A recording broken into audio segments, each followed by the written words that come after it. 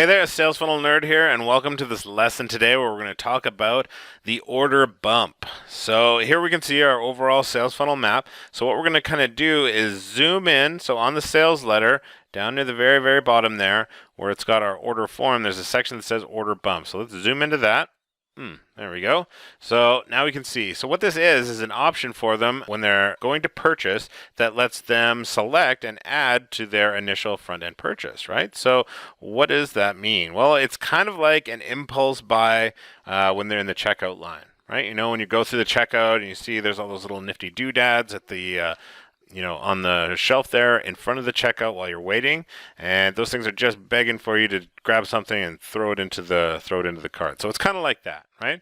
But the great thing about these is that you can double 3 times, I've even seen even up to 5 times the initial front end purchase, and that's before upsells if they take the order bump, right? So I'm going to show you an example of how that works on one of my pages here, and we'll look at some numbers in regards to it.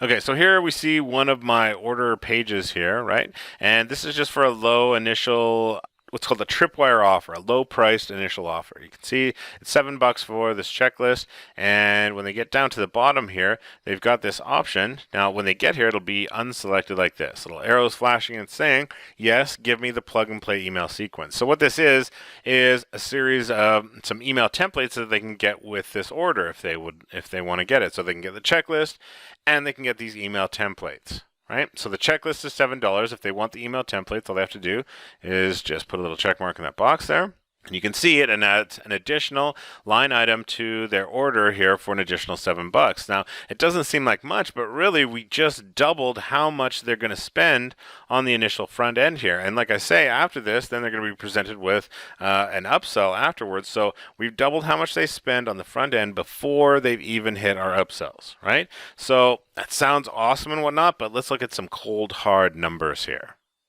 Okay, so what are we looking at here? This is a screenshot that I took right from ClickFunnels. It lets us see some awesome analytics and keeps track of sales and all that kind of fun information here. So for this window of time that I took a snapshot of here, we can see now I have 2. I know this is a little confusing, so I'm going to go through each item on here so you know what's going on. So that order page that we were just looking at, that's where it says at the top there, order page. Now, I have 2 different versions of that order page because I like to split test, right?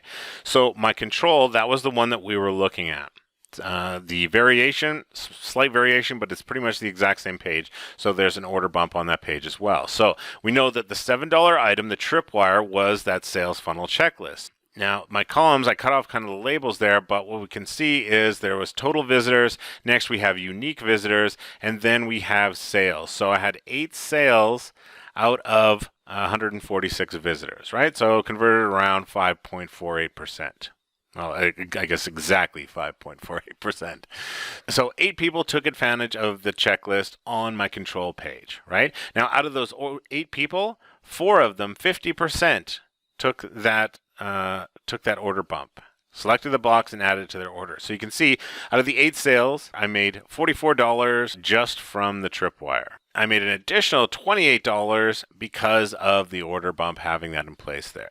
So I made 50% more profit just by having that order bump in place, right? So now you can see, now that was on my control page. On my variation page, we sold some sales funnel checklists from there as well. Now, it looks like there's probably a couple of refunds, so that's why as far as the math seems a little bit weird as far as the total numbers.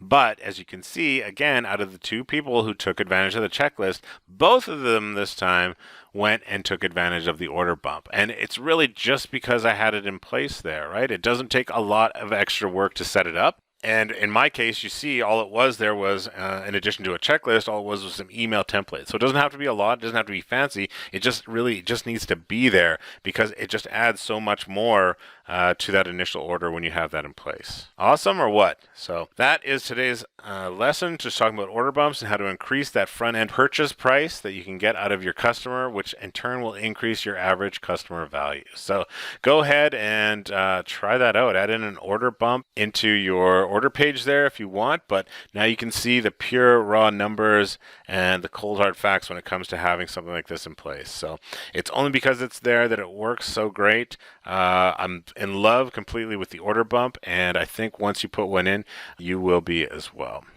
So I will see you in the next video.